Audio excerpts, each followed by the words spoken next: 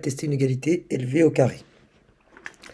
On a une égalité avec x au carré. Je rappelle encore une fois que x au carré, ça signifie x fois x. Donc je le rappelle ici. C'est une écriture pour signifier le nombre multiplié par lui-même. Donc x au carré, ça signifie x fois x. Je multiplie le nombre par lui-même. C'est généralement différent de x fois 2. Par exemple, 3 au carré, c'est 3 fois 3. C'est égal à 9. N'écrivez donc pas 3 au carré égale à 6. Vous êtes en train de faire le double. Attention.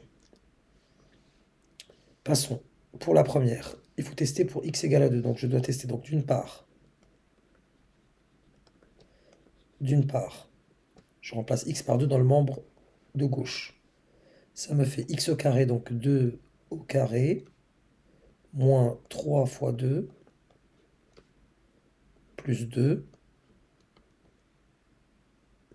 soit du coup 2 au carré, ça fait 4, moins 6, plus 2, et ça vous donne, si je regroupe les positifs, j'ai un 4 plus 2, ça me donne 6, et il n'y a qu'un seul négatif, entre guillemets, plus moins 6, donc moins 6 il est là, pour me donner à la fin 0. Voilà pour le membre de gauche. Effectuons la même chose avec le membre de droite, en remplaçant toujours x par 2, c'est indiqué ici. D'autre part,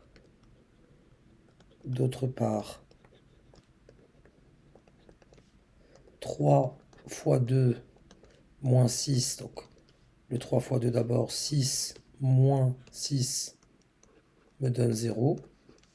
On conclut en disant l'égalité, parce que j'obtiens 0 pour le membre de gauche, 0 pour le membre de droite, l'égalité est vraie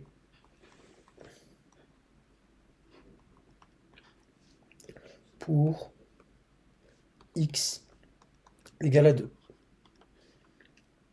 On nous demande ici de tester cette égalité pour x égale à 4. Je redémarre, mais cette fois-ci je remplace x par 4. Donc d'une part,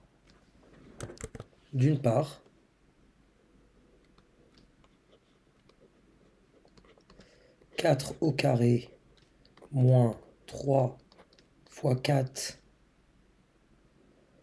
plus 2 est égal, donc 4 au carré, c'est non pas 8, mais 4 fois 4 qui me donne 16.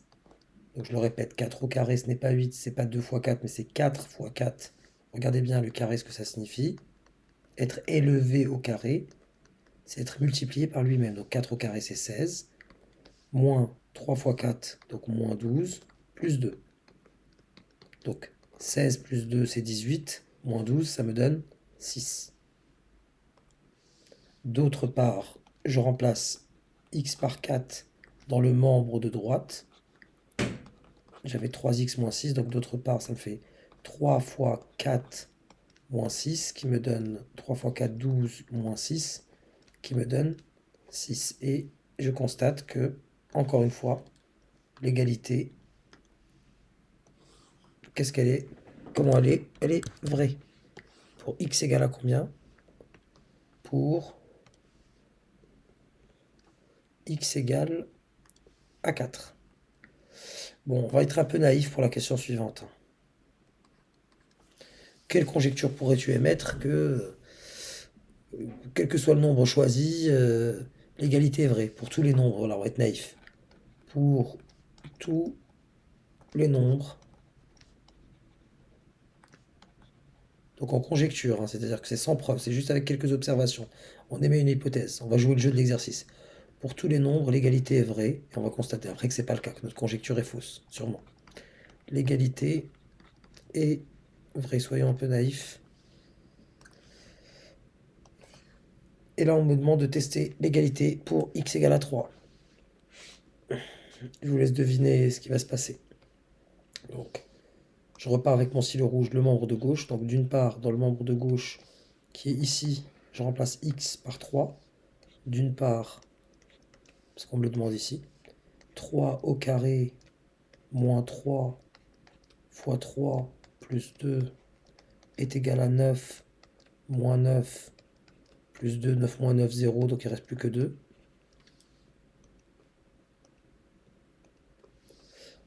D'autre part,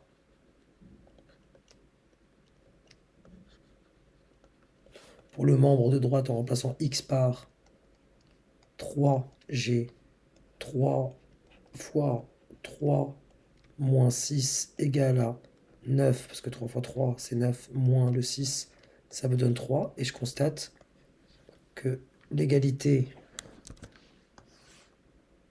elle n'est pas vraie cette fois-ci, elle est fausse. L'égalité est